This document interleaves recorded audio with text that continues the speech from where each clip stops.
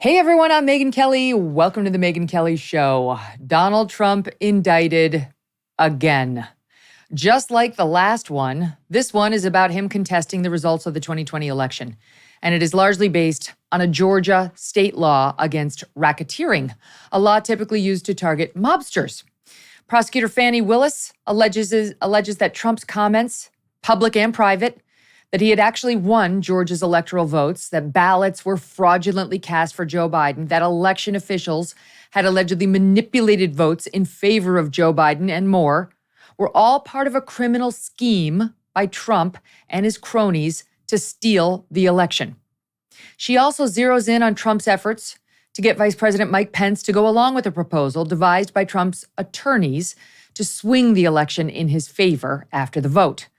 The plan, laid out in a memo written by attorney John Eastman and another lawyer, both of whom are now indicted, suggests that Team Trump could get Mike Pence to disregard the electoral votes in several swing states and to instead recognize so-called fake or alternate slates of electors from such states that would then cast their electoral votes for Trump instead of Biden. The rationale being that the actual votes coming out of those states were allegedly not to be trusted, and therefore the real winner, Trump, was entitled to the support of the electors. This is also part of Jack Smith's January 6th indictment that came down earlier this month. As expected, Willis casts certain phone calls as criminal as well, including one on January 2nd, 2021, in which Trump spoke to Georgia Secretary of State Brad Raffensperger, along with 8 others who were on the call, and said the following. What are we going to do here, folks? I only need 11,000 votes. Fellas, I need 11,000 votes. Give me a break.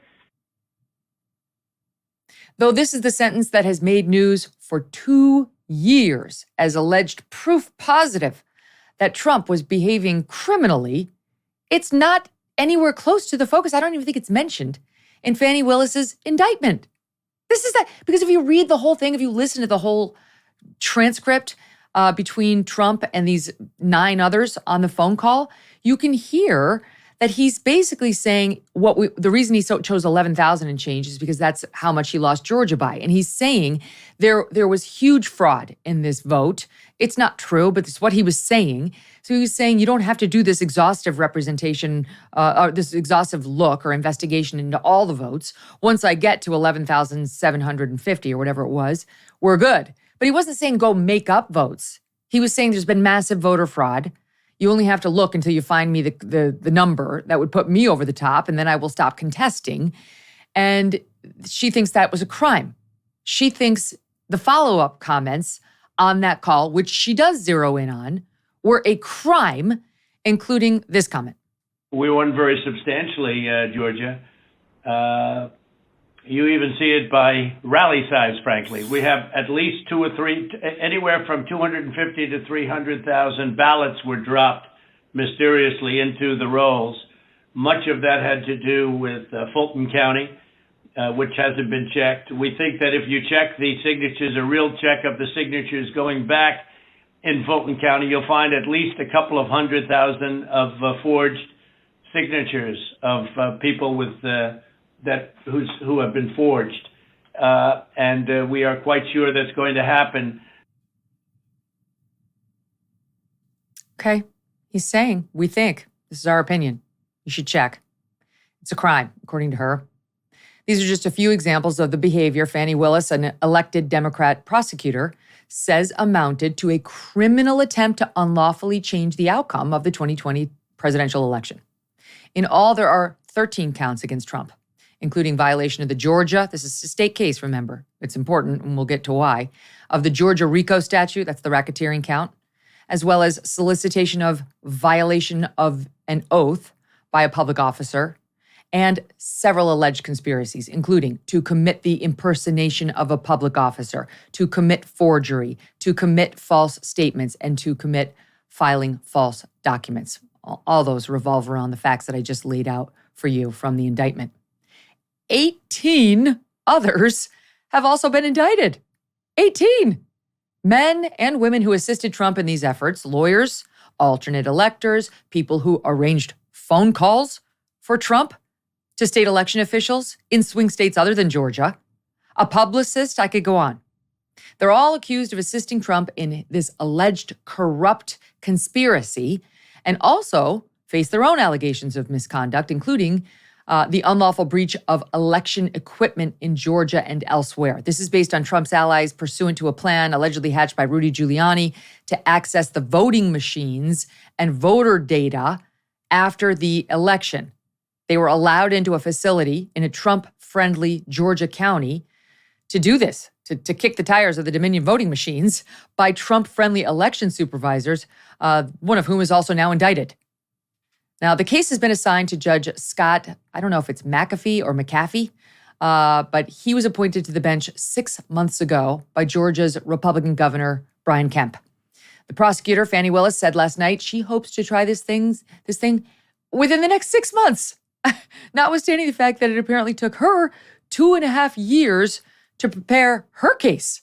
Prep time for me, but not for thee, it would appear. Listen. I am giving the defendants the opportunity to voluntarily surrender no later than noon on Friday, the 25th day of August, 2023. I don't have any desire to be first or last. I want to try him and be respectful for our sovereign states. We do want to move this case along, and so we will be asking for a proposed order that occurs a trial date within the next 6 months. Do I intend to try the 19 defendants in this indictment together? Yes.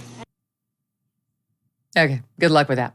Joining me now to discuss it all are all-star indictment lawyers, Mike Davis, who is the founder and president of the Article 3 Project, which defends constitutionalist judges and the rule of law.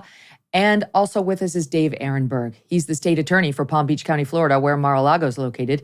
You can find Mike on Fox News. You can find Dave on MSNBC. But the only place to find them together is right here. Hey, subscribe to the show on YouTube and follow me on Facebook, Instagram, and Twitter. Negative dings on credit reports happen to all sorts of people from all sorts of backgrounds. Understanding the credit landscape can be extremely tough, and spending the time to dispute and then repair these so-called dings can be a full-time job.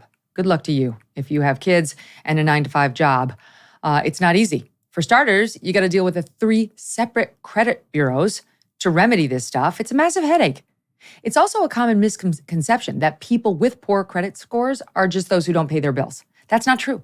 I mean, they can be, but they can also be hardworking people who were negatively affected by divorce, by identity theft, medical debt, student loans, you name it. And maybe sometimes just people who don't have the time or who are too overwhelmed to take the time to fix it. If you do not address these negative credit items, however, they can haunt you for years. And when it counts the most, like when you want to get a mortgage at a competitive rate. And we know that being relegated to the status of a renter versus a homeowner is a huge obstacle people face when trying to move their family on up in the economic hierarchy over the course of their lifetime. The good news is that our new sponsor, Lexington Law, would like to help you. Go to lexingtonlaw.com and start today with a free consultation and review. Tell them I sent you, Megyn Kelly, and check it out now at lexingtonlaw.com. Welcome back, guys. Great to have you. Thanks for having us. So I got to say, I wasn't particularly surprised by the charges brought by Willis in this case, Mike. I was surprised at the 18 others who also got indicted. But what's your take on what she's alleging is criminal behavior in this indictment? I've read this through this indictment a couple times, and it's loud, it's long, and it's lawless. And the problem with her indictment, the fundamental problem with this indictment is she's essentially she's bringing a mob statute, a RICO statute, that you use to take out the mob, to take out your political enemies. And the fundamental flaw with her entire complaint, and frankly, the same fundamental flaw with Jack Smith's January 6th complaint, is they are not alleging that President Trump incited the riot on January 6th. They're not alleging any force, any violence, any threats of force or violence, and they're not alleging actual fraud. They're not alleging that Donald Trump had Rudy Giuliani tie up the real electors and put them in Rudy's trunk and then gave these fake electors, fake IDs to go in and pretend like they were the real electors. What happened here is what happens in prior elections is you contest elections through the Electoral Count Act of 1887, and you twist arms politically, which is allowed by the First Amendment. And part of that includes putting up an alternate slate of electors in case you prevail legally and politically. Your people are in place if you win those legal and political challenges, so you can win the election. And it might be an ugly process. It's not pretty, but it might be unseemly, but it's not a felony. It's not illegal to contest elections in America. It's only illegal to contest elections in third world Marxist hellholes like Zimbabwe, and now Washington, D.C., and Atlanta, and New York. Before I bring in Dave, a follow-up for you, Mike. It's true that the so-called fake electors or alternate slates of electors were never, no one showed up in Washington saying, Georgia votes for Donald Trump. No one was fooled. It didn't actually, but she's alleging conspiracy to get these sort of fake electors out there and steal the vote from Georgians, which, by itself would suggest, okay, it doesn't actually have to be completed. It's the act of planning, and then you need at least one overt act in furtherance of the conspiracy, which she has because she says that they came up with the names and they created the slate. So why do we care as a legal matter that no one was actually fooled? Well, Megyn and Dave, you both know that as lawyers that in order to have a conspiracy, you have to be doing something illegal. You have to plan with others to do something illegal. It's not illegal to challenge elections. It's actually permitted by the Electoral Count Act of 1887, and it's permitted by the First Amendment. So you'd have to show that you'd have to show here that President Trump conspired to tie up the real electors and put them in Rudy Giuliani's trunk of his car, versus you conspired to put forward an alternate slate of electors, which you're allowed to do under the Electoral Count Act of 1887. And we talked about this the last time, Dave, that this was done. It was done by Jack Kennedy, decades ago, saying, I don't think that we've come to the right conclusion in Hawaii. I'm going to submit my own alternate slate of electors, giving me Hawaii's electoral votes because I believe I actually won Hawaii. And he succeeded in doing that. And I guess it was a good thing that he had his, quote, fake slate of electors or alternate slate ready to go. But it didn't turn out that way for Trump. And he didn't prove electoral fraud that would have gotten him the state of Georgia or any other state. But just the mere act of conspiring, conspiring is a scary word, but to Mike's point, it's not, the three of us are conspiring to do a good podcast right now. Like just getting together and discussing your plan to do something is okay unless what you're going to do is illegal. And so this is what we're trying to get to. Why is it illegal just to have an alternate slate of electors? Why is it illegal to say, I think I won? Why is it illegal to say, I think if you go back and check the rolls, you're going to find fraudulent votes? I want you to go back and do that. Why is all that illegal? Well, first off, it's good to be back with you, Megyn, and with my friend Mike. It is not illegal to have alternate electors, electors that are there in case the actual electors are rejected. In fact, in 2 of the 7 states, they said, we are doing this just in case you don't accept the original electors. And in those 2 states, I think it's Pennsylvania and New Mexico, it is not a crime. But the problem is in the other 5 states, including Georgia and including Michigan, these folks were not the true electors and represented themselves as the true electors. They even went so far in Michigan as to say, we met on this date inside the Capitol. And then they had the seal of Michigan, which was forged. And so that's a crime. It's a crime in Georgia, too. Forgery is a crime.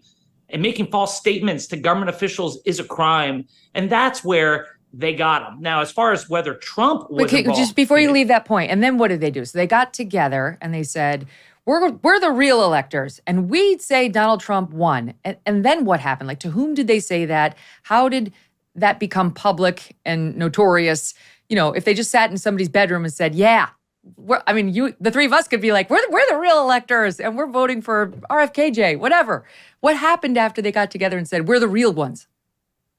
They sent the fake document to Washington, D.C. to be counted. And that's the problem. It was given to Mike Pence, and he rejected it. But the hope was that he would have 2 slates, and then that would give him a reason to send it back to the states. It was all part of a scheme to try to influence Mike Pence to send it back to the states when that would have been improper because, first, there was no election fraud that was documented. And number 2, the electors were not alternate electors, but they're trying to make it seem like they're the real ones. And that's the problem here. And then on top of all that, the comments that made to Mike Pence, that you're too honest and all that stuff, that's at the federal level.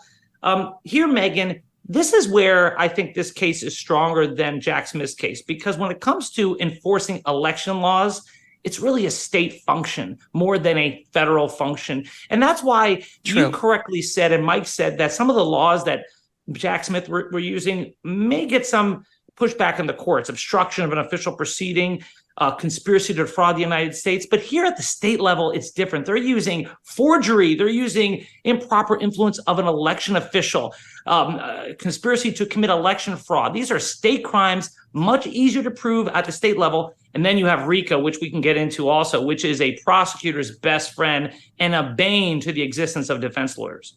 I agree with everything you just said on the back end there. I mean, he's right about all that, Mike, right? It's state elections are normally handled by state law. I mean, it's one of the reasons the Jack Smith indictment on J6 is so weird and off point and such a reach. So yes, they are normally governed by state law, and RICO is a defendant's worst nightmare. And this Fani Willis loves to use RICO, the racketeering law that usually gets a mobster. So you can get the mob boss, and you can get the hitman, and you can get the dime store drop guy. You can get them all under this sort of racketeering and corrupt influence statute. But he's right about the law and that this should be an easier go for her. But she still has to show, I mean, the mob boss, shaking down the 7-Eleven worker to pay you protection money is very clearly a crime. So it does matter, to your point earlier, what is the alleged conspiracy here doing that's unlawful? I see the point on the fake electors. Okay, maybe sending the fake electors there and them representing that they're the real ones, maybe we're closer. But like Trump just on the phone call saying, check the signatures, you're going to find hundreds of thousands of fraudulent votes. How is that? That's Stacey Abrams 2.0. Well, first I would say that actually if you look at the Constitution, at the elections clause of the Constitution, the states have, both of you are absolutely right, the states have a lot of leeway to set their own election laws for federal elections unless Congress acts. And Congress acted here with the Electoral Count Act of 1887. So that is the supreme law of the land. That trumps any of these state laws. And so if you look at the process and procedures for certifying an election before Congress on January 6th, that's controlled by the Electoral Count Act of 1887. So I would say that point. And so I actually think that this is a laughable case down in Georgia because it is ignoring that, and it's trying to criminalize the political process. It's trying to politicize, it's trying to criminalize making legal and political challenges under the Electoral Count Act of 1887 by using a novel, I would say bizarre, but to be kind, I'll say a novel legal theory here by Fani Willis, charging a RICO violation and an organized crime conspiracy to go after your political opponents, the leading presidential candidate, and 18 of his lawyers and advisors, because you don't like their legal theory, right? That's not how it works in America. Up until now, it used to not be a crime to challenge elections. It used to not be a crime to even bring novel, even wacky legal theories. You know what's weird, Dave, is if you take a look at the nitty-gritty of this thing, you got Mark Meadows, Trump's former chief of staff, who was granted federal immunity to cooperate in the Jack Smith investigation, not indicted in that case, indicted in this case. And as far as I can tell, his alleged crime is he called somebody to say, hey, can you give me the number of some local official in Pennsylvania where Trump was doing similar stuff, trying to contest the vote there. I mean, he was reaching out to somebody for a phone number. How is that a crime? Like, this is nuts. It smacks of overreach. Well, conspiracy laws are broad. If you engage in an illegal conspiracy, in this case, it's to interfere with election officials. In this case, it's to commit election fraud. Then all you have to be part of the agreement. And then one member of the conspiracy has to commit an overt act, and then you're all done. And racketeering is even broader than that, where you can bring in the boss, in this case, Donald Trump, and you can get him, even if he's not the one who ordered something to happen, even if he's unaware of some of the actions of people who are there for the common enterprise, he could be brought in. And that's why the RICO laws frustrate so many defense lawyers. And on Mark Meadows, I thought it was really interesting that they included him in the indictment because of what you said.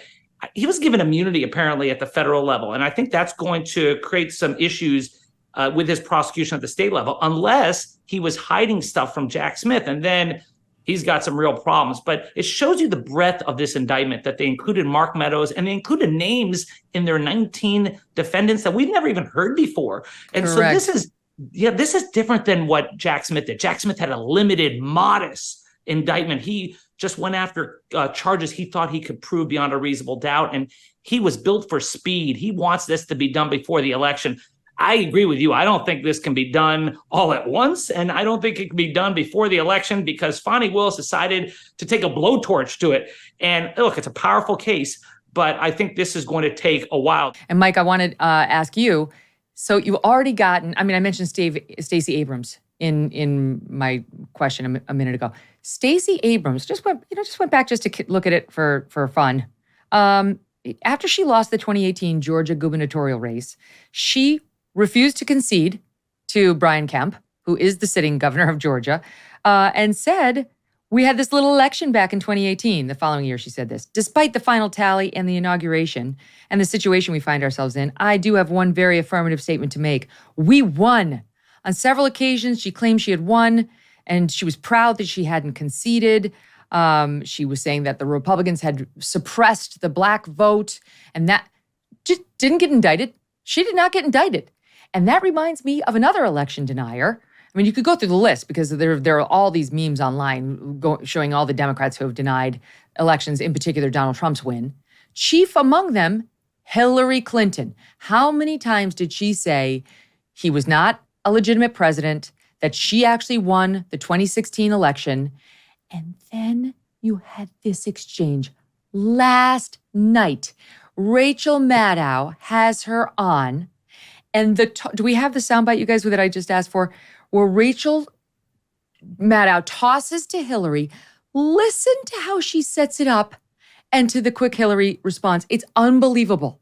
If we no longer believe that our will is effectuated through the system, if bad actors tell us falsely that every election is stolen and that the only way an election is trustworthy is if they come out on top of it, then something, it tells you something not just about that person or that moment.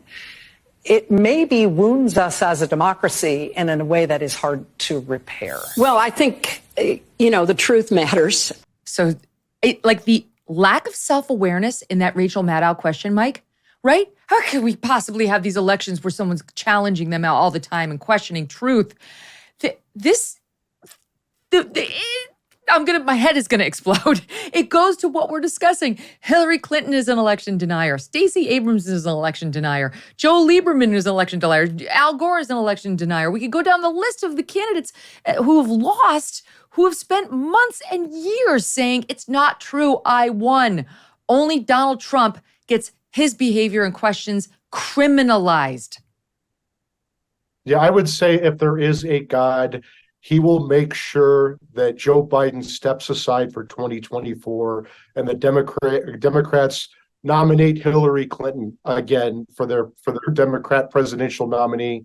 She is her statements are just they're just mind-blowing, that she doesn't sit there and say that she sits there and trashes Trump for saying that the election was stolen, when she has maintained this position since 2016. She actually falsely alleged that Trump colluded with the Russians to steal her election, which led to the Mueller probe and 3 years of hell for President Trump and his top aides that hobbled his presidency. It's just so rich that Rachel Maddow would have the biggest election denier of all time, Yes. Hillary Clinton, on her show. Dave, that soundbite ends after Rachel Maddow goes on about, you can't have people denying elections all the time just because they lost. It ends with Hillary Clinton saying, the truth matters. The truth Oh my God. That's what I have to say to her. What are you saying? So many lies, so much dishonesty coming at me. Like, I can't. I'm overwhelmed. This is why people are so angry about this nonsense, Dave. You get it. I know you're a Democrat, you're a prosecutor, but the absurdity, right? That she totally got away with all the same stuff, including scrubbing the server, defying a subpoena. And now we have to listen to her on Rachel Maddow trying to lecture us as she giggles about the truth. I can't. Well, Megyn, first, it's good to be back. Sorry about that. I think that was Mike somehow pulled the plug on my computer. I don't know how you did that, Mike. His power. I'm tired of you beating me up on air, so I pulled the plug. Well, what was interesting about that interview last night, Megyn and Mike, was that it was scheduled way in advance. It was just a coincidence that she was on the night of the indictment.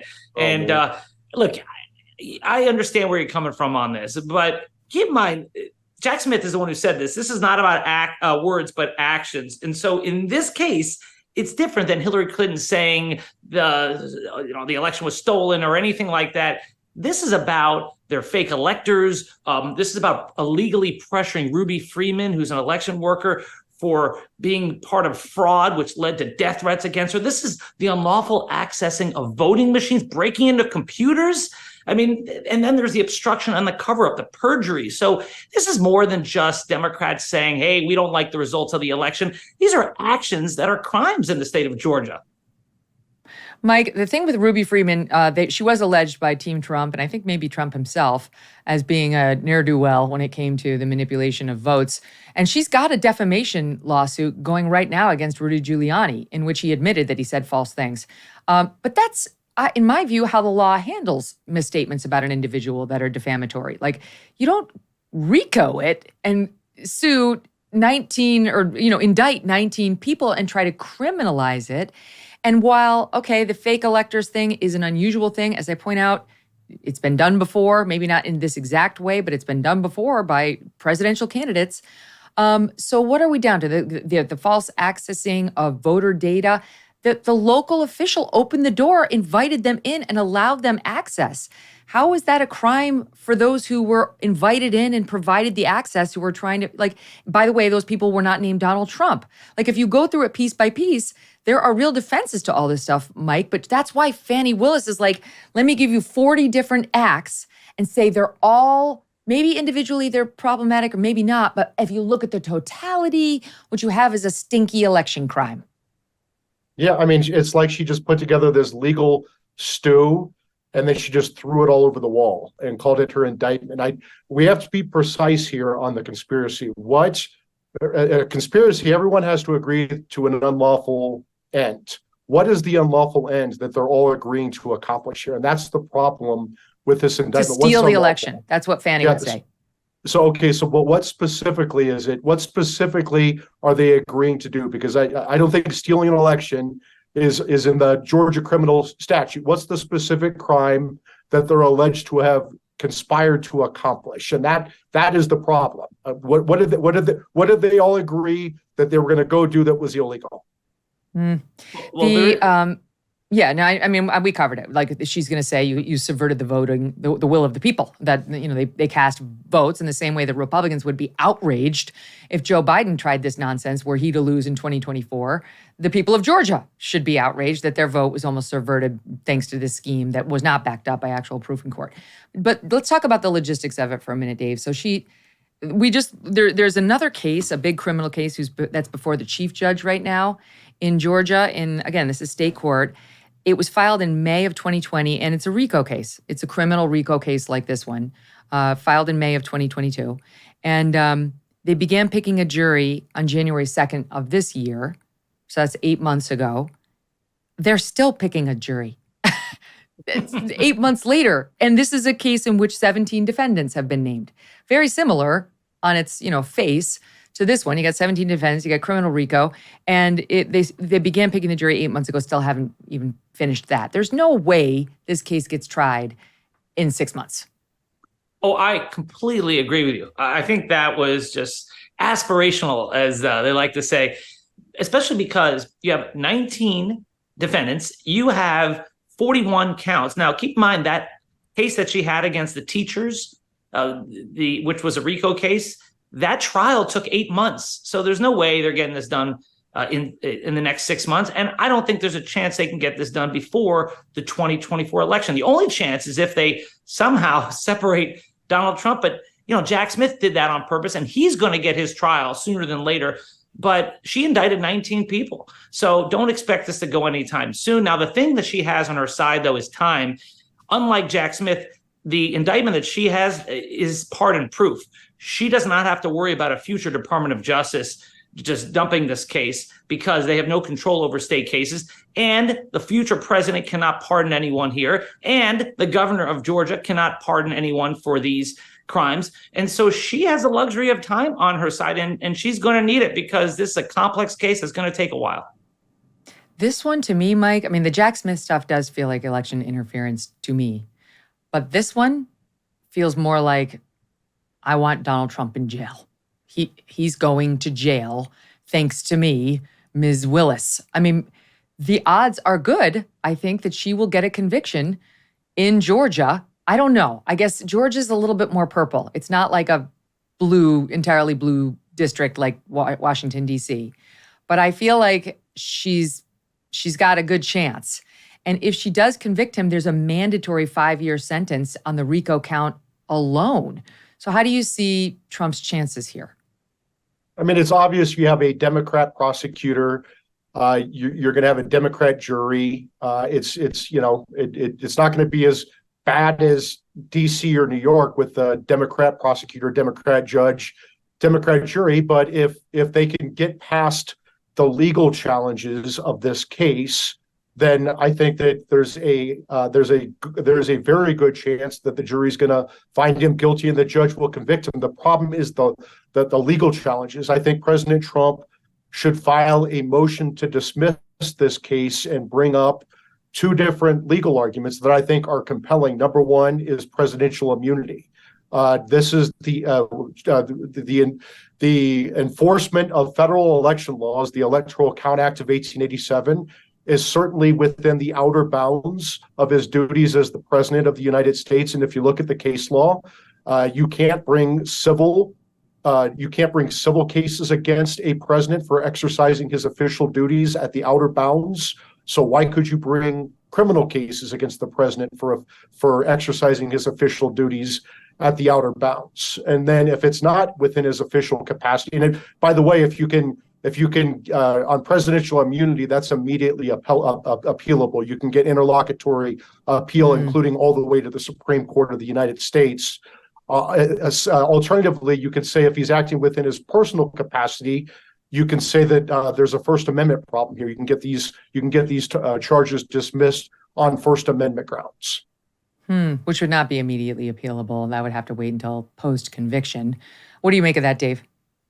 Yeah, I don't think that either of those arguments will work in court. But one thing that could is that he's going to try to remove this case to federal court. I think he has a better chance at that. I still don't think it's likely, but he could argue that these are federal issues involving the time when he was president, because he was president when most of this stuff occurred. And so he's going to try to remove it to federal court where there would be no cameras in the courtroom, and he could get a judge that was appointed by him. So I think that's more likely. I have to disagree with my friend Mike that the Supreme Court would uphold presidential immunity or First Amendment rights to overcome this sprawling, sweeping indictment. One thing that Fani Willis is counting on, Megyn, is that she counts on the fact that several of these defendants will flip. And that way it won't be a 19-person trial, but many fewer. Donald Trump does not have the ability to wave pardons around to try to get people to stay on his side. So you have some of these lower-level defendants that may want to cut a deal with Fani Willis, and the first one in will be the first one to win. Can I ask you a question about that? Like, when you say flip, So I get this. I saw The Three Godfathers. I understand what, like, if you flip, you're a rat and you turn and you say, yes, the Godfather orders all the hits. It's all him. But this seems like, what does flipping look like? There's not some mystery that we need to get to the bottom of. Don't we kind of know? We know, like, Trump didn't believe he lost the election. Trump said he didn't lose. We have phone calls and the recordings of them. Like, I don't really understand what flip means or would do in this case. Well, I also saw all three Godfathers. The first two were outstanding. The third was so disappointing. But that's another show for another time. What flipping means here is, like Mark Meadows, for example. He was in the room when it happens. He could actually talk about Trump's intent, his mindset. And that could go a long way if he takes a stand. Now, Jack Smith apparently has cut a deal with Mark Meadows already, but that's different than state court. And so I am really perplexed and interested to see what is the status of Mark Meadows. I got to admit, I did not expect him to be indicted here because his lawyers, I think, would not have copped to a deal with federal prosecutors, knowing they would also be subject to prosecution at the state level. So this is going to be really interesting. He could be the linchpin to this state case. Mark Meadows, Mike, needed to get the Hunter Biden lawyers, who are very good at making sure when you get immunity, it's immunity for everything. You will not be left hanging for a second indictment. They made damn good sure of that. Thanks to that good judge in Delaware, no one got away with it. But okay, so I'll ask you this: parting thoughts, Mike, on now that we have four indictments. How do you see this affecting Trump's electoral chances and his likelihood of remaining a free man for the remainder of his life? He's 77 now. So I've been saying this for the last year. This Democrat lawfare is going to help Trump politically. And we saw all that with Alvin Bragg's indictment of Trump for the non-crime of a businessman settling a nuisance claim. That helped President Trump win the Republican primary. I think Jack Smith's indictment of President Trump for the non-crime of a former president having his presidential records in the office of former president, which is allowed by the Presidential Records Act, put Trump in very close contention with Biden for the general election. I think Jack Smith's second indictment for the non-crime of objecting to a presidential election, which is allowed by the Electoral Count Act of 1887 and the First Amendment, helped Trump win the election. And I actually think Fani Willis's indictment here on similar grounds for January 6th is going to help President Trump win the presidency comfortably by like 2 or 3 percentage points. And it comes down to this: the American people are not going to let Democrat prosecutors and Democrat judges and Democrat juries and Democrat hellholes decide the next president of the United States. They're going to resent that. It's going to backfire. We're already seeing that in the polls. Okay, wait, a quick question, a follow-up for you, Mike. There's been some talk of, like, where are the Republicans? Why aren't they fighting back, quote unquote? Why isn't the House GOP doing more? Because they do have some nuclear level tools in their arsenal that they have not yet deployed. Do you know what I mean? And do you think that they should deploy them? I always say that the DC swamp is the only place on the planet where the reptiles lack backbones, and that includes House Republicans. And they control the House of Representatives. They control oversight. They have impeachment. They could open an impeachment inquiry on President Biden for his corruption, Merrick Garland and Attorney General Merrick Garland for his cover-up.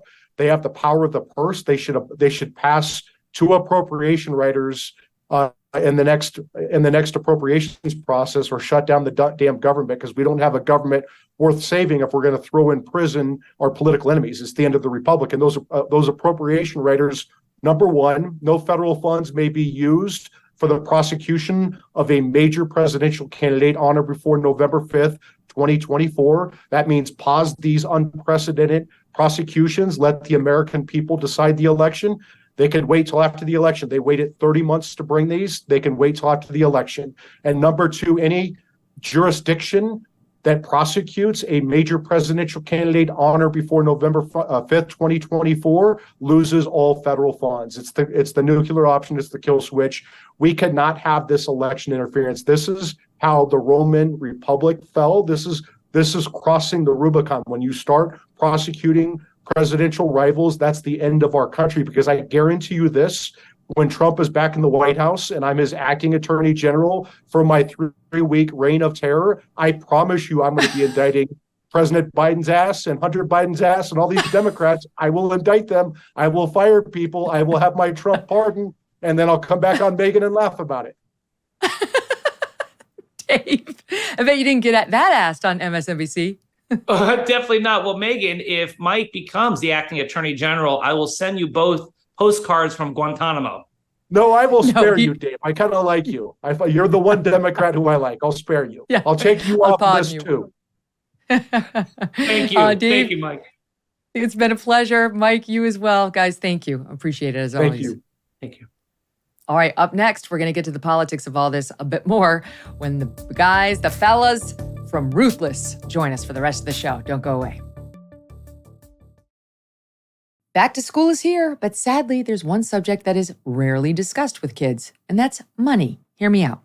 Millions of kids and teens eventually graduate completely unprepared for the financial decisions awaiting them. Schools aren't teaching anything about it. Imagine if you started saving and investing when you were 10. You could have been buying Apple stock at a few dollars per share. And it's not just investing. We need to actively teach our kids about earning and saving. So parents, listen up. We have a new sponsor called Busy Kid, a super easy to use app designed to empower your children with financial literacy and responsibility. Parents pay allowance to their kids for chores, and then the kids get to manage their money in different buckets: savings, spending, investing, and giving. Your kids even get their own debit card tied to their Busy Kid account. Do your kids a favor and provide the head start they'll need. Busy Kid right now offering a limited time special, 20% off an annual subscription, so less than $4 a month. Go to busykid.com for more details or just download the app. Use my promo code MK for 20% off. busykid.com, promo code MK. Former President Trump facing his 4th criminal indictment this year and now promising to hold a news conference on Monday where he says he will refute the charges being leveled against him and prove there were electoral problems in Georgia and fraud and so on and so forth. So he's not backing down one bit on the allegations that have gotten him in so much trouble. That also happens to be the same week Republicans are set to hold their first presidential primary debate. Joining me now to discuss it all, Josh Holmes, Comfortably Smug, Michael Duncan, and John Ashbrook together. They are the fellas from Ruthless. Hey guys, great to have you back.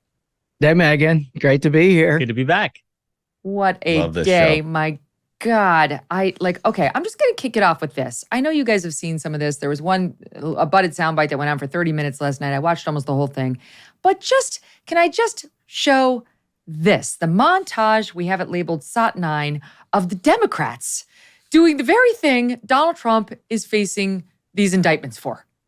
One thing that Trump is fearful of when it comes to his being president is that finally we will see how illegitimate his victory actually was. I have an objection. I object to the 15 votes from the state of North Carolina. I object because people are horrified. He's an illegitimate president. John Lewis is completely right. There is a cloud of illegitimacy around the election of Donald Trump. There absolutely is a cloud of illegitimacy. So that legitimacy is in question, yes. So that was a very tainted election, and in that sense, it's illegitimate. We actually won the last presidential election, folks. They stole the last presidential election. If Al Gore won that election, I think he won it anyway. Actually, I think I carried Florida. Al Gore won the election nationwide and also in Florida, but the Supreme Court ruled the other way. Al Gore got more votes, but not enough to stay out of the Supreme Court, where President Bush was elected 5-4. Bush versus Gore.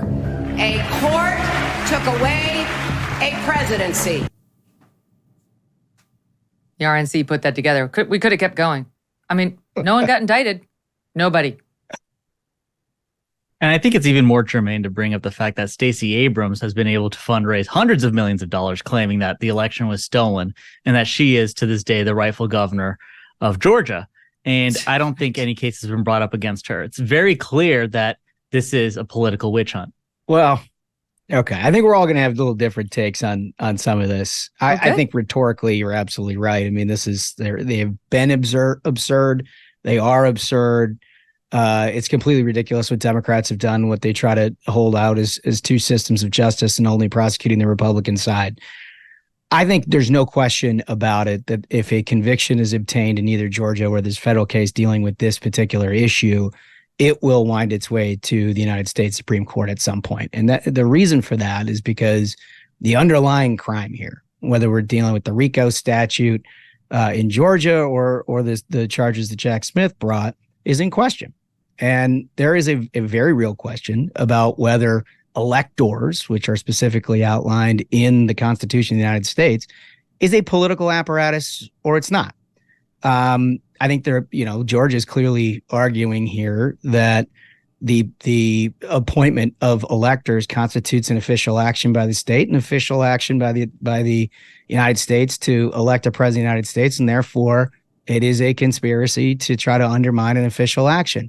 There's a lot of precedent on the other side of that too. And I think ultimately this is going to wind itself into a ball here that is not going to be resolved anytime soon. And I think Jack Smith, if you go back and you read the indictment out of D.C. on January 6th stuff, in that indictment, I think he kind of looks ahead to that legal argument that, all of these are political actions. And he says in there, Donald Trump had every right to use his First Amendment to contest the election, even to lie, right? And there's precedent on that being political speech. But the actions that are mentioned, whether it's the alternative slate of electors or what have you, both in the DC indictment and this one now out of Georgia, are what they see as where it separates from the rhetoric, if you will. Yeah, and Mike Davis, you had him on earlier. He obviously was making his case about why this whole thing could be invalidated in Georgia. I mean, we know that the prosecutor is incredibly political, launched her own campaign website last Thursday, has been disqualified by a judge on another case for being political. We know that this has been a very political process from start to finish. And what caught my attention this morning was not someone who typically aligns with Republicans in any way, shape, or form. It's Ruth Marcus, who's a columnist at the Washington Post. And this morning, she wrote that she has substantial misgivings about this case in Georgia. She walks through her whole reasoning why, but it caught my attention. I didn't expect Ruth Marcus to say that. Chris Christie has sort of thrown cold water on this case in Georgia. I think his argument was basically that these charges have already been filed on a federal level, so it's kind of doubling up. But just a couple of examples of people who I didn't expect to come out and throw cold water on the Georgia case and have this morning. To me, it's just so wrong because they are trying to criminalize speech. Him saying, I think there's been fraud. You're going to go back, check the rolls, and you're going to find voters who weren't properly registered. You're going to find dead people voting. We hear that every election. I'm not saying he didn't take it to the nth degree. He did. He took it to a place we haven't seen before. But in general, what we seem to be doing is criminalizing election denialism, which the Democrats have gotten away with now for decades. I mean, we went back to Al Gore in that soundbite we just played you. And yet, when you have one of the chief election deniers sitting there with Rachel Maddow on MSNBC last night, they had exchanges like this one. I got another one up my sleeve, audience. Here, listen to soundbite 7. Do you feel satisfaction in that? You warned the country, essentially, that he was going to try to end democracy. I don't feel any satisfaction. I feel great, just great, profound sadness that we have a former president who has been indicted for so many charges that went right to the heart of whether or not our democracy would survive. The only satisfaction may be that the system is working.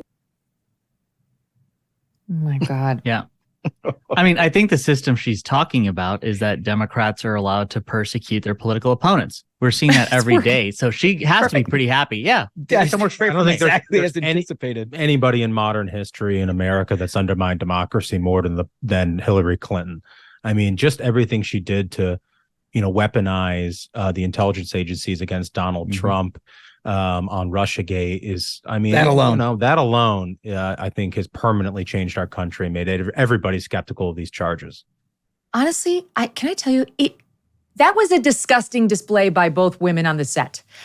I would vote for Ron DeSantis over Joe Biden any day of the week. I've made that clear, okay? I tell you what my bias is. When I sat across from Ron DeSantis, I pressed him. I pressed him on the weaknesses in his arguments, things that he said that were inconsistent, positions he had that would fall apart potentially if you really, drilled down. And he stood his own. That's what a journalist does. That's what your obligation is as a member of the media. You failed, Rachel Maddow. You failed. I don't care how much they give you, $30 million a year. You're not worth 30 cents. That was an embarrassment. You fell down on the job. You embarrassed yourself and your network, and you ceded the entire discussion to a dishonest broker who set us down this disgusting path that we're now on, where everybody denies everybody's the real president. Shame on you both. Okay. I love it when love Megyn it. gets all worked Round of up, applause. don't you? Round of applause. It's going to be fun today.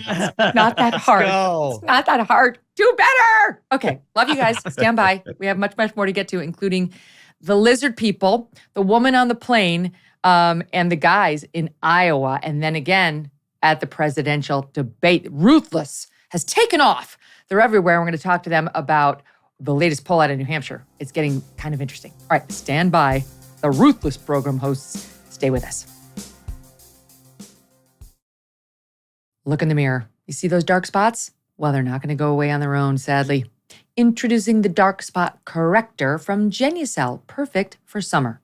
The Dark Spot Corrector, with not one, but 3 cutting-edge ingredients, goes to work fast to target sunspots, dark spots, liver spots, even old discoloration on your face and your hands. Enjoy your summer sun, beach, and barbecues without those embarrassing spots. With Genucel, you will see the results or you will get your money back, no questions asked. Go to Genucel.com right now and get your dark spot corrector with the new Genucel Most Popular Package. And say goodbye to those pesky spots tomorrow.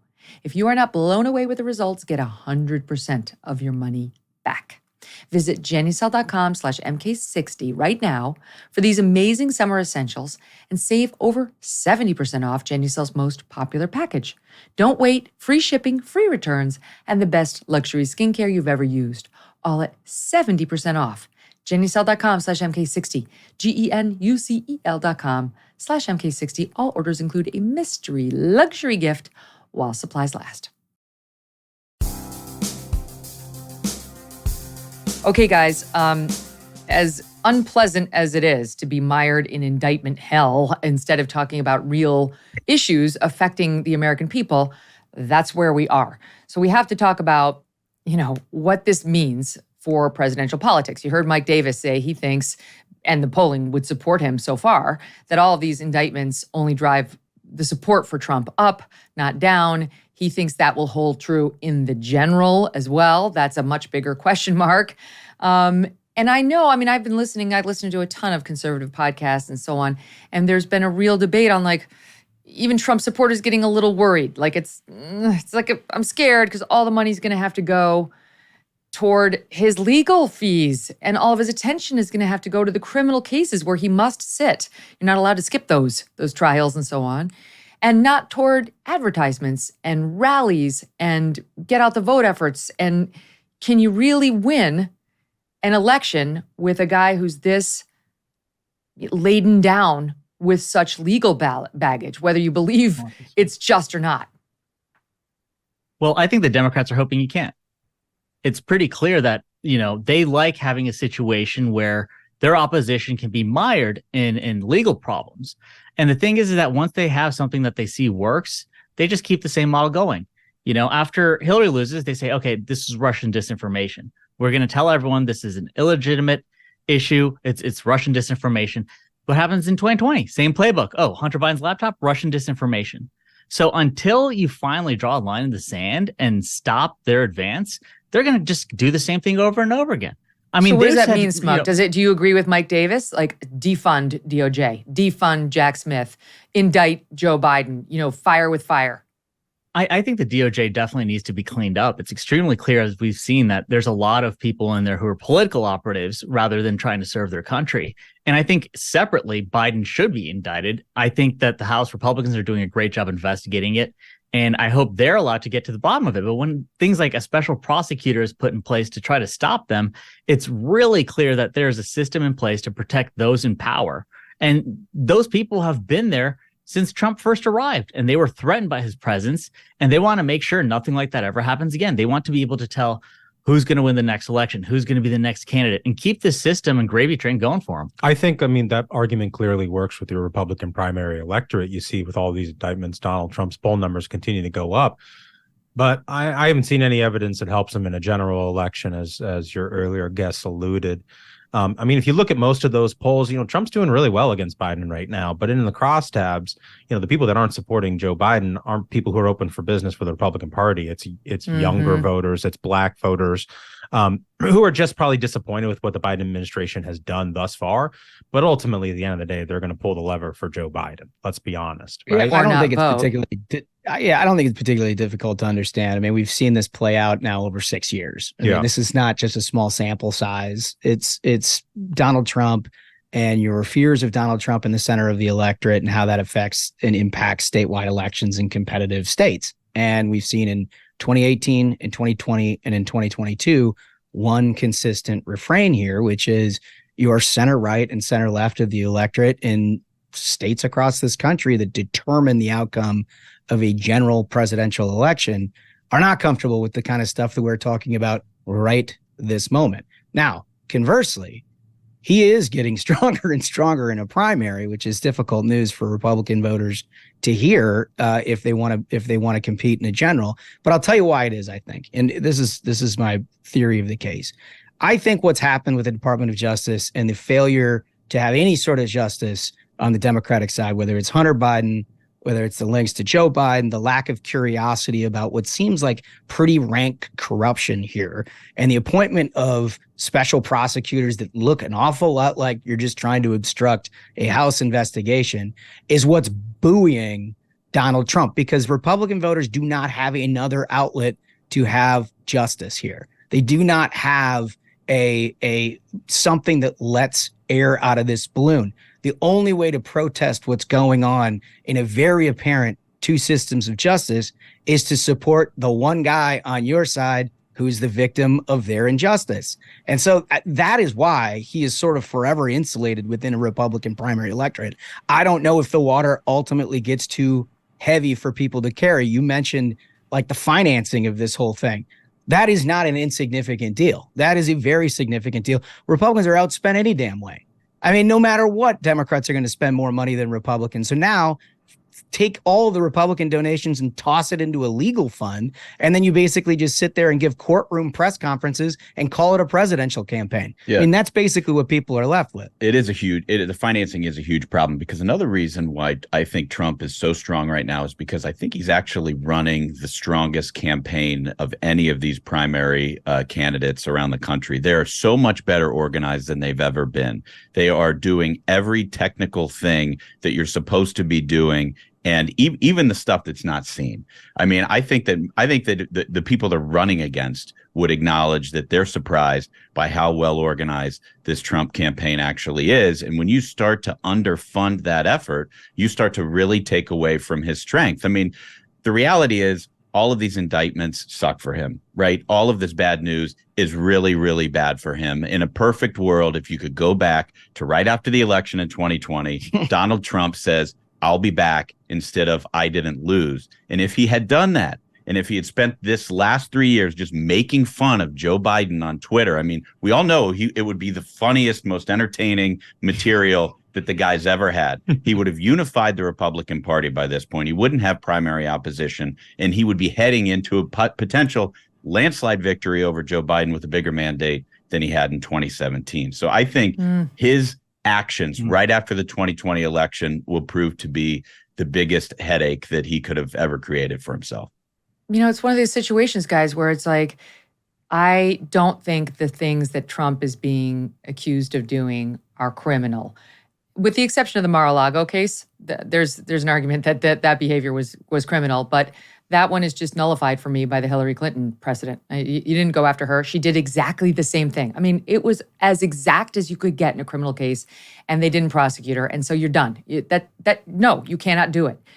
So they didn't go after her. They shouldn't be going after him, and the other things are free speech, and I don't think that they're criminal. However, how can the Republican Party, even the Trump lovers, not factor in how this is going to go for the next year and a half? You know, how can you not, as much as you might love Trump, don't you have to factor in, oh my God, we're going to spend the next year and a half mired in January 6th talk, the most alienating thing there is to independent voters in the country. We got to preview that in 2022, Megyn. I mean, you look at all the statewide candidates who were mired the most in defending Donald Trump on the 2020 election and quote unquote election denialism, right? That the media loves to parrot.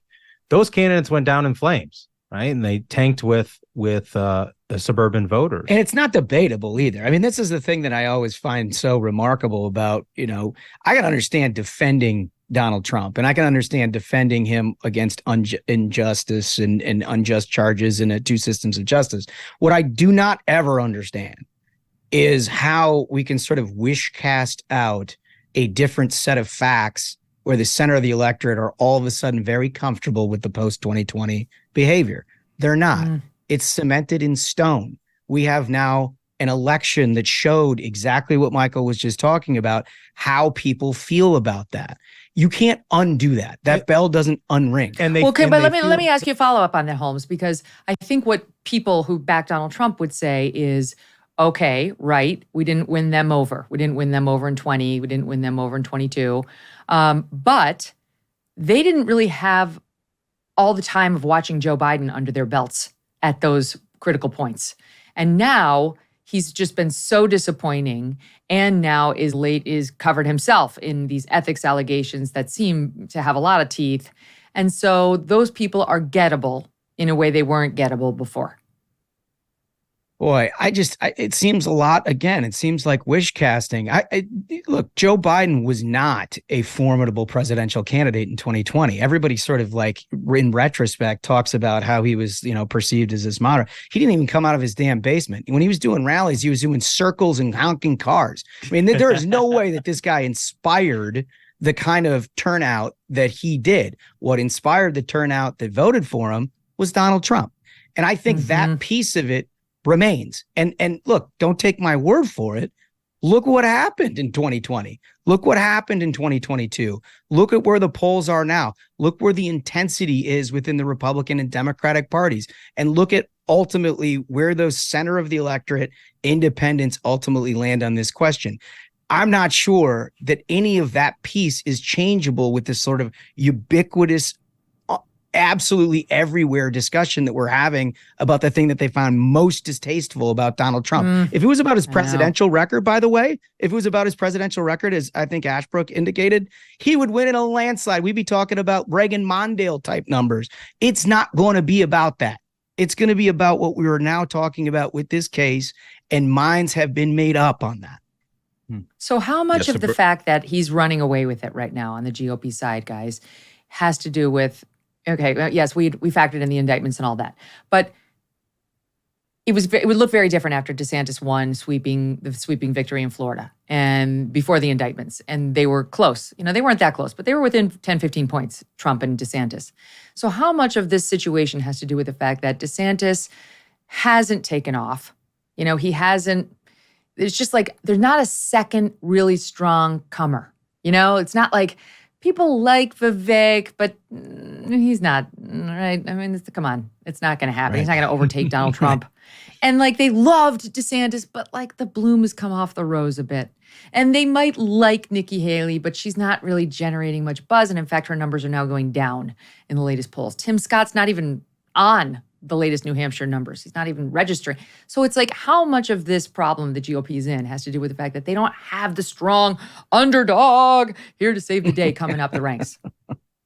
I think this first debate is going to be critical. I kind of agree with that. For actually having a candidate that can have a breakout moment, because as of right now, the most you could think that, an average American would see is maybe some cursory news footage of a candidate walking around at a state fair, or if they are in Iowa or New Hampshire, then they're seeing, or South Carolina, they're seeing ads.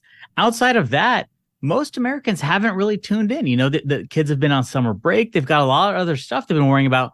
Once a debate starts, that really focuses a lot of people's attention. And especially if Donald Trump decides not to show up, then he allows all these candidates to have free reign and try to have a breakout moment. I wonder, last I heard, it didn't look good. And people around Trump were saying, even behind the scenes, he's not going. And when I spoke to him directly, I certainly did not walk away thinking he's going. And I don't think he thinks he needs to go. The latest polls show him losing no steam. He's completely dominant. And you could argue it's a power move not to go, right? Like, let the minions debate. Right, the minions, Smug. Let them debate. and the gorilla's not going to show up until he wants to. I don't know. I'd be shocked to see Trump lose substantially in the polls if he doesn't show. I think if he does show, he's probably only going to drive his numbers up. But what do you guys think? The one thing you got to keep an eye on is Iowa. Of all these early states, it shows the most malleability. It's also a place where people demand that you come and earn their vote. And in 2016, when Donald Trump lost narrowly to Ted Cruz, he worked his ass off to go earn their vote. He's flying kids around in helicopters. Why are they so needy? They're also try living in New York. They pay you no attention whatsoever.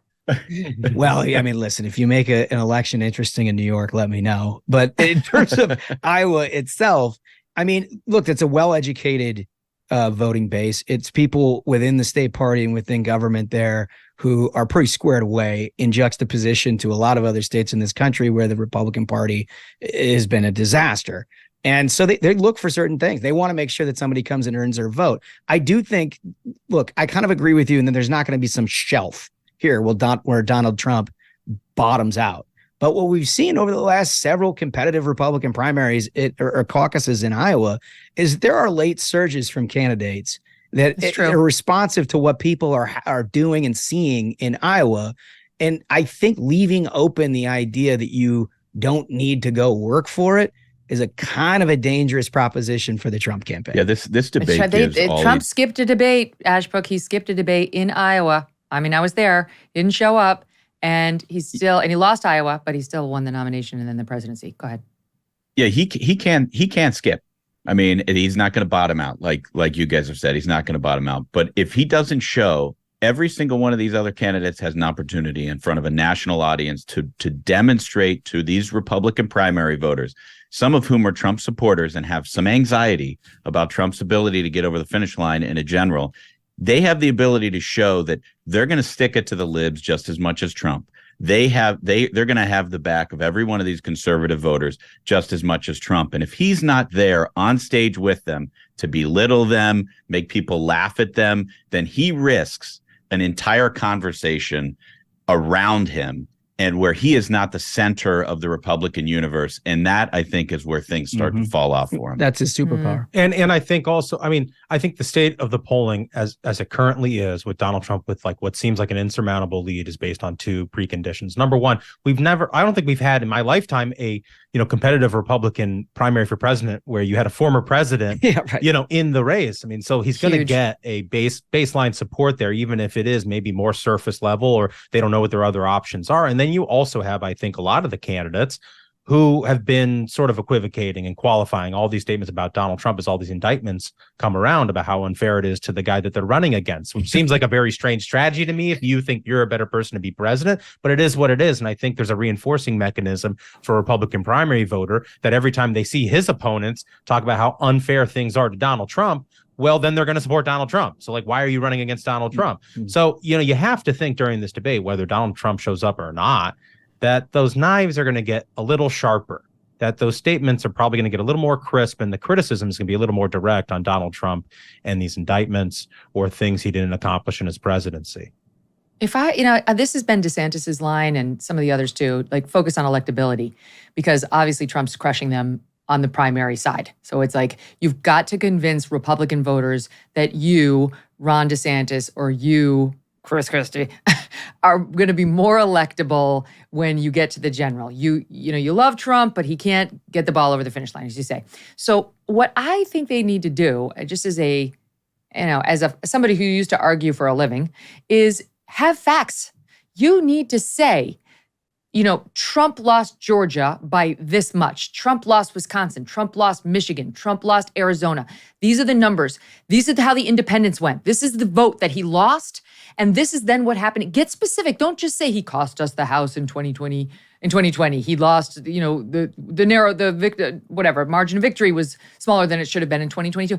You need to show them why. How many votes were lost? Who was it that didn't vote for him? Who's gettable? What are they saying now in the polls?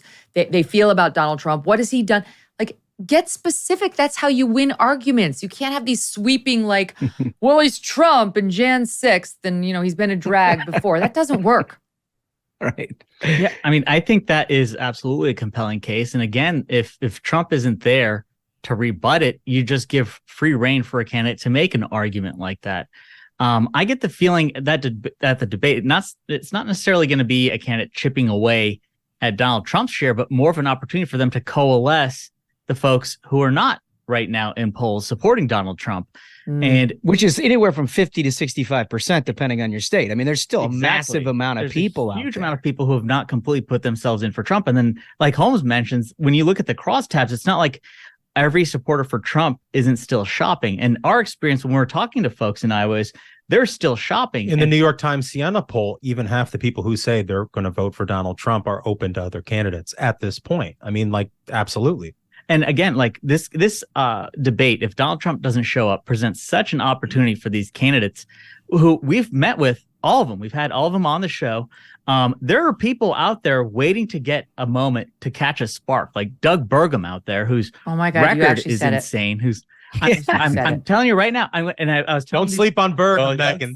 I was telling these gents in Iowa. The fellas are trying to get us behind on the Burgum train. Burgumeister. Watch when the Burgum train leaves the station, I'm going to shout from to everyone who will listen, I called this first. Because the guy is if you took John Wayne and Ronald Reagan and mixed them together, and his record as a governor is incredible. You just wait. We found out about your love affair for the Burgermeister Burger. Hello, anyone know that reference? My kids always complain when Christmas comes, I only let them watch shows from the 1970s and 60s. Santa Claus is coming to town. Anyway, Doug Burgum went on with the fellas, and this is not in Iowa. I know you spoke with him then too, but this is a little earlier. It was back, it was last month in July. And here's, if you are like me and you've spent absolutely no time listening to or paying any attention to Doug Burgum, here you go, governor of North Dakota. There you go. Right. North Dakota. Here he is.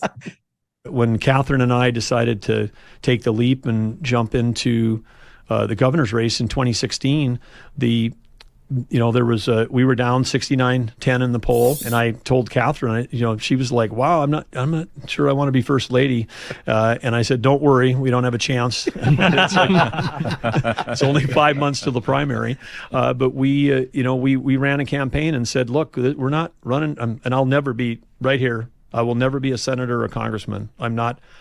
Some people want to put on a jersey, red and blue, duke it out, lob bombs, great. But I'm an operating guy. All I've ever done is, build operations and executed and served customers and defy the odds. Yes. I mean, you've defied the odds all the way through your career. Okay, John Wayne is strong. I'll tell you right. I mean, I don't think we've released the content yet, but you should hear his method for killing rattlesnakes when he comes across them. This guy is rock solid stuff. He's a legit. Yeah. Yes. This guy has ranch. He's had buffaloes on his ranch that he's had to kill. He's killed rattlesnakes. Dude, he went from being a chimney sweep to selling a software company in North Dakota for $1.1 billion to Microsoft. Yeah. Oh, wow. Wow. That's how he got on the debate stage. He knows how to hell of a make life money. Story. He also made us eat rattlesnake, Megan. So we haven't released this yet, but wait till you see this. He made us eat it. He didn't just tell us how to kill it. The fellas, when I went to Iowa, I stayed in a very tiny little hotel room. I did have a little hot tub in my room. I will say it was a nice room, but it was freezing. We were freezing our asses off, and we got in and got out. The fellas are eating rattlesnake, and it must be said, shotgunning beers. May I run the soundbite 24? Oh boy. Bye.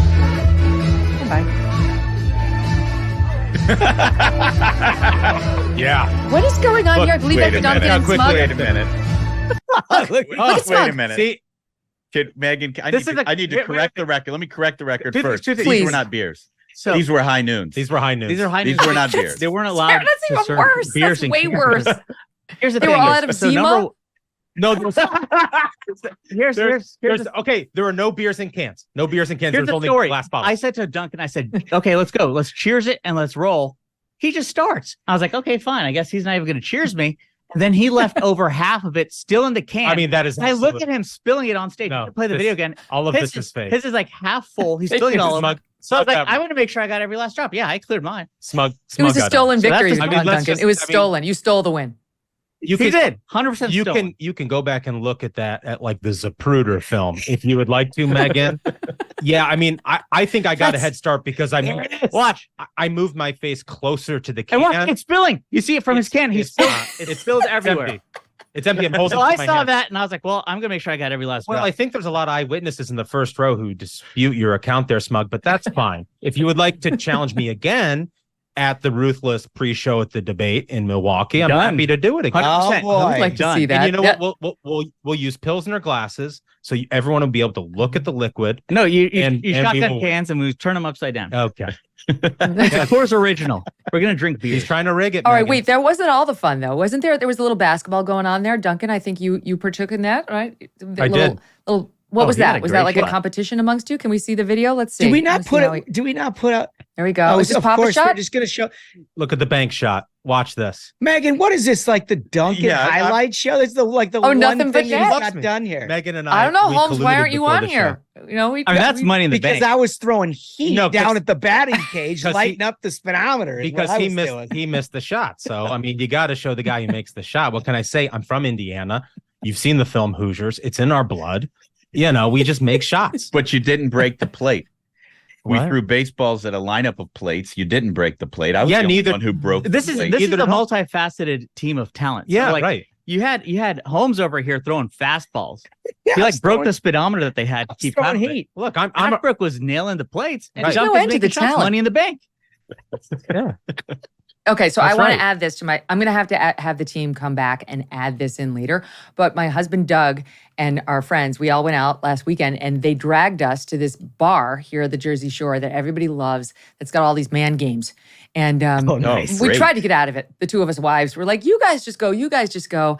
And then after a lot of protesting by our husbands, I'm like, "Maybe we'll just go for one beer." She was like, "What? You caved?" She's like, "You broke the code and you caved without even talking to me." So we went and we played some darts. And I'm going to lay this video in, but can I tell you, I did the thing where you punch the big punching bag, you know, like, and it Oh, gives you a yeah. rating. And Yeah. fellas, I got an almost 600 on this thing. Nice. Meanwhile, some of these guys were getting 200-300. Now my husband got very high, and so did our friend Matt. They were like pushing 800. But I'm telling you, there was some power behind it. I think I could hang in the Ruthless Olympic program you got going on in Iowa. It has long been known that Megyn Kelly can pack a punch. And I'm glad that it is now documented proven. evidence. Yeah. Okay, one thing I cannot do is figure out what's happening with the lady on the American Airlines plane. This is not pressing news of the day, but we must discuss it. I can't get this lady out of my head. I don't know what's happening with her, but I have theories, and so does the internet. Okay, so if for the people who are not paying attention, the lady was on the plane. It was an American Airlines plane, and she had a meltdown to the point where they had to bring the plane back to the airport. They had to deplane everybody. Everyone had to go through security again because she was making all sorts of comments about how you're going to die if you stay on this plane. And the internet lost its mind because of what she was saying the danger was on the plane. Now, of course, the Daily Mail has tracked her down. We know who she is. She's done a mea culpa weird video where she's rebranded herself and clearly used about 40,000 TikTok filters because she looked totally different. And I think I know what's happening, but I want to talk to the fellas about it. Let's look at the original freak out from July 2nd that got everybody talking. I'm telling you, I'm getting the off, and there's a reason why I'm getting the off. And everyone can either believe it or they cannot believe it. I don't give two but I am telling you right now, that mother back there is not real. And you can stay with friend and you can die with them or not. I'm not going to. And shout out to the cameraman for like panning to the its audience got the whole shot. So true. What Spielberg? One time, several years ago, Smug was mistakenly put in coach class, and he had a very similar response to that lady. So I feel like maybe that's the underlying. I feel unsafe. I saw that video before, but I forgot how much she sounds like Mickey Mouse in that video. It's like the a voice new is very octave high. Yeah. Well, look, I think she's a hero. Real. I think she's a hero. I mean, she spoke up, and to my knowledge, nobody died on that flight. Yeah. Bingo. If she had not raised awareness, who knows what might have happened? Who knows the number of lives saved? Well, so then the internet was like, what does she mean that MFer is not real? And the sleuths on board the plane kept going back and showing this one guy in a green hoodie sweatshirt who I guess was like next to her on her original seat or near her on the original seat. And then people went with, she was accusing him of being a lizard person. Now, she's not heard saying that on the plane. But this is a thing. Like, people believe that lizard people are walking amongst us and that you never know. And that in the same vein that people have been like taken over. So, we could have Duncan there, or we could have like the new invention of Duncan, who is like a shapeshifter who just took over Duncan's body, and the real Duncan is no more, never to be seen again. People I'm still draining hoops and I was just going to say that the lizard Duncan has the ability to put clips in showing him doing no wrong on the Megyn Kelly show. That's what that is. That's right. We should all be taken over. So, okay. So that's everybody's like, when she's like, that motherfucker's not real, and I want to get off the plane, we're not safe. Clearly she's having a mental breakdown of some kind. And then they find her. Okay, now look, first of all, just look and listen to the difference now that she puts out her own, I think she works in PR, and she PR'd her own apology video where she does not address anything about the lizard or marketing, whatever. She does not address the lizard allegation or the MF are not real. This is how she sounds. First and foremost, I want to she looks like $1 million. Take full accountability for my actions. They were completely unacceptable. Personal responsibility. Distressed or not, I should have been in control of my emotions, and that was not the case. My use of profanity was completely unnecessary, and I want to apologize. But sort of to in line everyone with on those that hoop plane, earrings, especially those that had children aboard. Oh my God. Okay. Tiffany Gomez, which is her name apparently. Your use of profanity is not the issue. Sweetheart, that is not what got people talking. Ain't it. That ain't it. And this is so now she's trying to rehabilitate herself, and she's actually saying she's going to create a space like in the mental wellness field for her to help. How? What are you going to help? No, you haven't even done a mea culpa on what the hell was going on that plane. You're lucky you didn't get arrested. And this leads me to where I really wanted to go with you guys. Yes. My hairstylist is amazing at recommending good TV. And she sent this to me. And it is from 2022. It's on Amazon Prime. And it's called The Devil You Know, Season 2. Season 2. And it's all about this cult is the word they use in the show. But this group of people that was following this radio host named Sherry Shriner, who was broadcasting out of the middle of nowhere in what looked like a trailer, no money, no real follow, no marketing or anything, but had, I guess, tens of thousands of followers who hung on her every word. At least 2 people died, according to the documentary. One by suicide, one was shot by his girlfriend at his own request, but she's now in jail. All because of this woman's powerful message. And she was a lizard person believer. Here is, had my team pull a little bit from the documentary, the piece on Amazon Prime. Here's this woman, Sherry Shriner. I'm going to play soundbite 26 and then 25 for you both. Take a listen. A lot of these celebrities, they don't want to go along. And what happens is they end up getting switched out, where they're just totally replaced. And you know who features that is Lady Gaga. I'm sure you all saw her as a man last night at the MTV Awards. Everybody stand up! This is a They real can thing? do that. They can morph. Yeah, the lizard people. They can change their hair color by thought, even though I don't think she has hair because she's bald and wears a wig. Okay, stand by. Stand by. One more. 27. I think the particular one that Kelly started with was someone who was showing how Lady Gaga was a reptilian. I have always liked shapeshift. Or maybe Taylor Swift is another very popular She said target. it. To break down her videos and show where her eyes look reptilian. That was her entry, and one imagines that in the comments section, she saw something like, no, here is the real truth about the reptilians.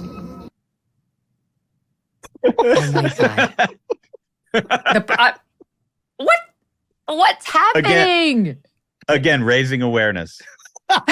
If people don't know, who knows what might happen. I mean, that makes me You think, guys, you know, that's what I think was happening on board that plane. She didn't say lizards, but why did she think the guy was not real? This is more widespread than you'd know. And there was a guy, David Icke, who sort of came up with this originally, and he had all these followers who believed shapeshifters, lizard people, aliens among us who are inhabiting our body. I've never seen one in real life, like have a freak out on a plane about a guy in a green sweatshirt. But now, like all these people online are like, oh, go Tiffany. Yeah, you go, girl. And she's going to be our leader, I guess, in the mental health space. It's a no, okay? It's a no. But here's where I'm going to bring it all together, okay? I believe, I said this last week, that the deterioration in trust in all of our institutions, whether it's the DOJ or the FBI, the White House, the media, CIA, FBI, all of this is related.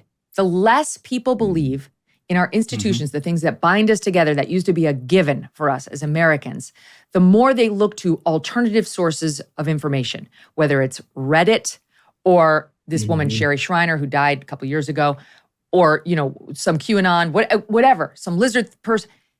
And this is our future. Like, if we can't rebuild that core togetherness and like belief in these institutions, you're going to get more and more American Airlines jets that have to return to the tarmac, or that, whatever, more and more instances of people losing their tether on reality.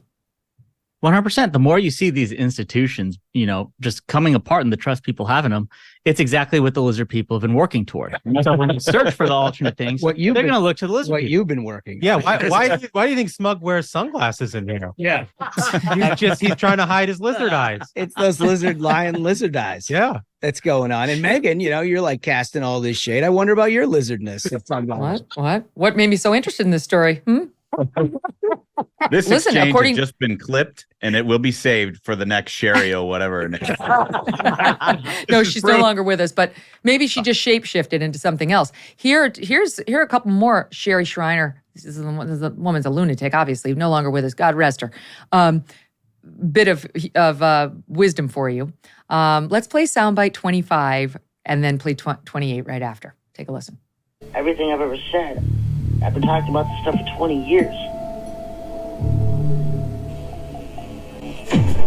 Right now, out of every 4 humans, only 1 is real.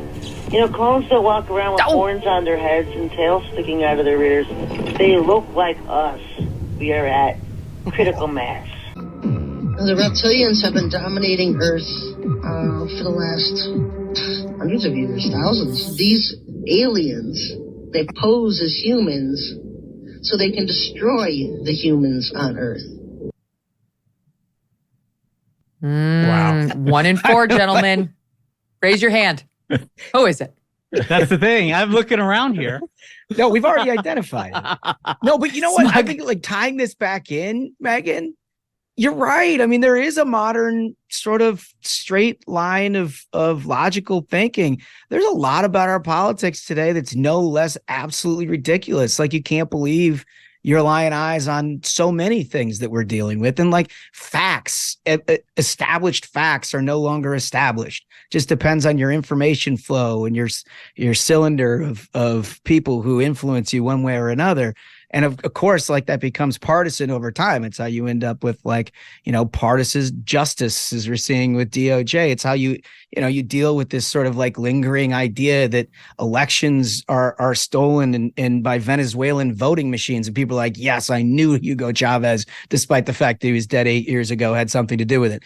I mean, it's like, it's scary at some level. Because people used to trust institutions to help them make sense of the world. And when the world stops making sense and those institutions can't be trusted, like you said, Megyn, that's where they go to alternative sources of information that definitely don't make sense, but they make more sense than not knowing. And people don't like not knowing. And that's what made this whole clip with this woman on this plane so interesting, because people were like, man, what did she take an Ambien? Is she drunk? Like, people wanted to know. People were like, they want to know everything about her, And so I think it's that desire to make sense of the world that leads people to lots of weird places. She lives in a $1 million house down in Dallas, by the way. She's got a good job. I mean, it just goes to show you, like, you never know. And if she is having a mental health issue, I hope she does better. I hope she gets help. But she's not alone, and honestly, we opened the show today talking about Donald Trump on January 6th. We had a woman on the show. She was amazing. It was one of my favorite interviews that we've done since we launched the program. Her name is Lindsey Graham, happened to be. And she walked us through how she wound up at the Capitol on January 6th, how she had been a business owner. She had been building a business in which she owned gyms and hair salons, and she was making it. And she was a new mother. She had a newborn at home, and COVID shut that shit down. She lost everything. All the debt was up and all the revenues were gone, evaporated. And she had the stress and, depression, all the stuff that comes from oftentimes when you have a new baby. And she went in a downward spiral trying to get news and information, real news, and made the mistake of trying CNN, which was a hot mess. And before she knew it, she was on Reddit a lot and became one of those people who really believed that magically on this certain date, Donald Trump was going to be the president again, and like got sucked down the rabbit hole, you guys. It can happen. It can happen to normal, successful people who, you may spend your day interacting with and you have no idea, right? So this shit matters. What this lunatic running the thing in Georgia did yesterday matters. What Jack Smith is doing matters. What the Alvin Bragg did, they are part of the problem. It's not just about partisan politics. It's about us. It's about our kids. It's about our country. It's about our future. It's about as I said, the tether that binds. When nothing else binds, there were certain things we could always count on. The Supreme Court was another one. That's been completely delegitimized by these partisans on the left. What they're doing is reckless. No question about it. But I think also it extends to our media space. It's just one of the things that we've come to appreciate you and your career, regardless of whether you've been at Fox News or NBC, you're now doing your own thing on this show. It's that people listen. There's millions of people out there listening to this right now who trust Megyn Kelly and her point of view. And you've always had a commitment, regardless of who's offended by it or not, to purvey the information as it's given to you.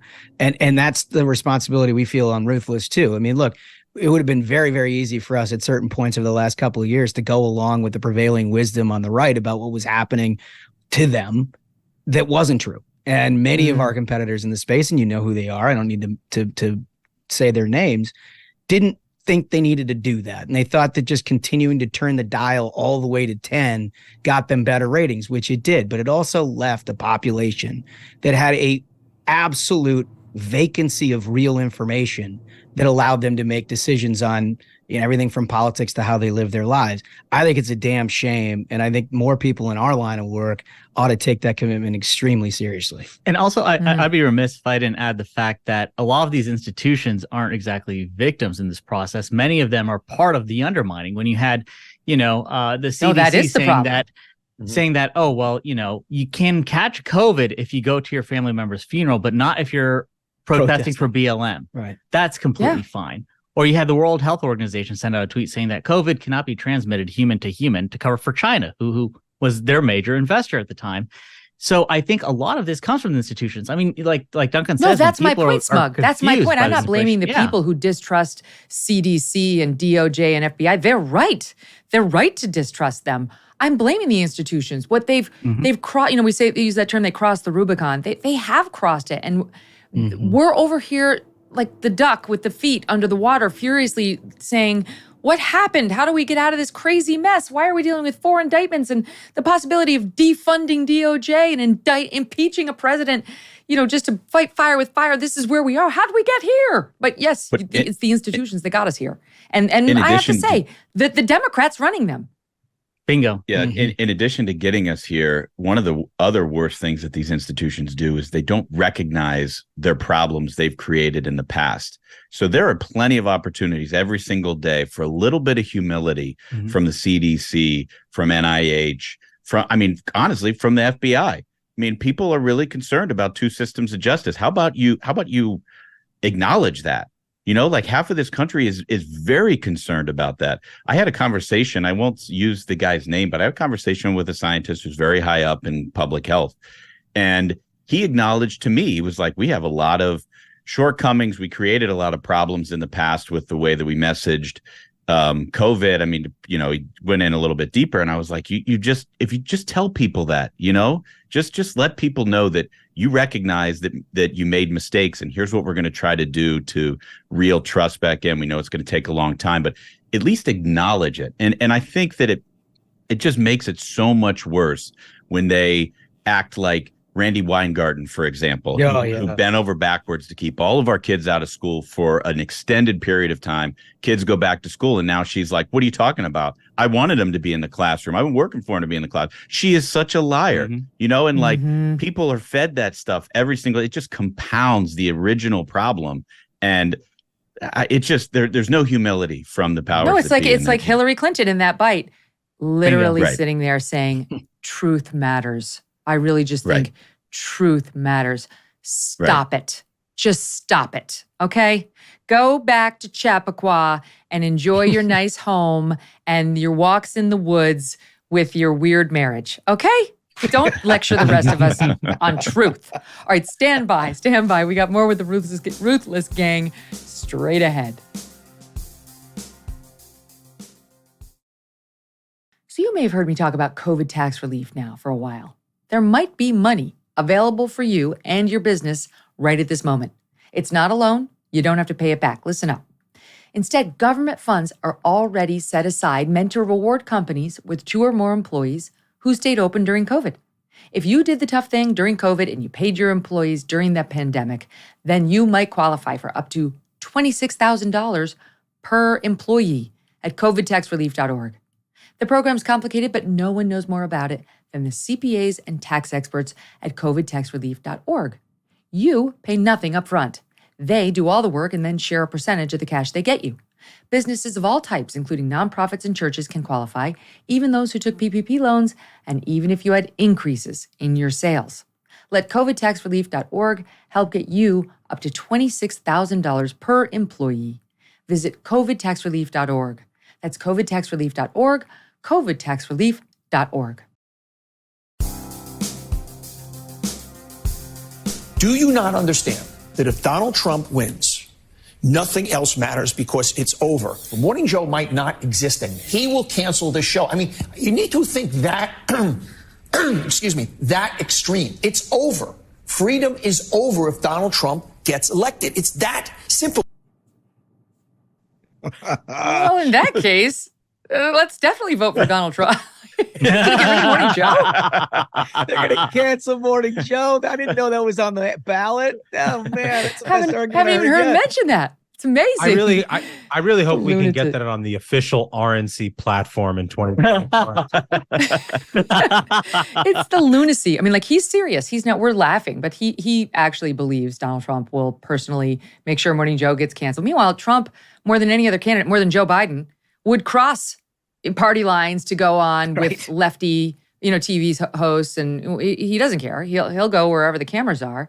And the cameras, I should mention before we go, are going to be on the guys from Ruthless, the fellas, at the debate next week. So you guys are like, I don't want to call you the warm-up act. That might be insulting. But what are you? How would you describe what you're doing next week?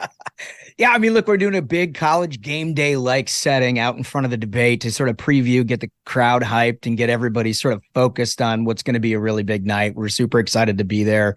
It's something brand new in politics, right? And I love that they've entrusted us to do it. And as per your instruction, Duncan and I will be having a shotgun rematch. So, I mean, it's going to be a party. Everyone's going to be having a good time. And, we're going to work on getting a candidate to beat Joe Biden and get this country back on track. And we're not just working on that. I'm also really trying to get us a whole hog to smoke right there next to the stage. I want to bring a little bit of the party atmosphere there. And I think it'll make for a good like hog cam. We'll have a roving cameraman at the hog. Sure. I think this would be sure, fantastic. we've never had that Watch before. out. And all I can think of is streaming live on Rumble. Okay, that's good to know. All I can think of is that scene in Animal House where the one guy borrows his brother's car and they take the car out and they completely trash the car. And the guy who loaned it to them can't believe it. And then I think it's Butowski goes, "You fucked up. You trusted us." That could be you guys. At the end, with Ronna McDaniel. Yep, that's right. We will apologize at the appropriate time. Well, I, for one, am looking forward to watching that, guys. I look forward to watching that, and we'll see about the debate. Much more interesting if Trump actually shows up. That's one of the big question marks between now and then. Thanks for being here, fellas. You are the best, Megyn. Thanks for having us. We'll do it again soon. Okay. And we'll be back tomorrow with much, much more.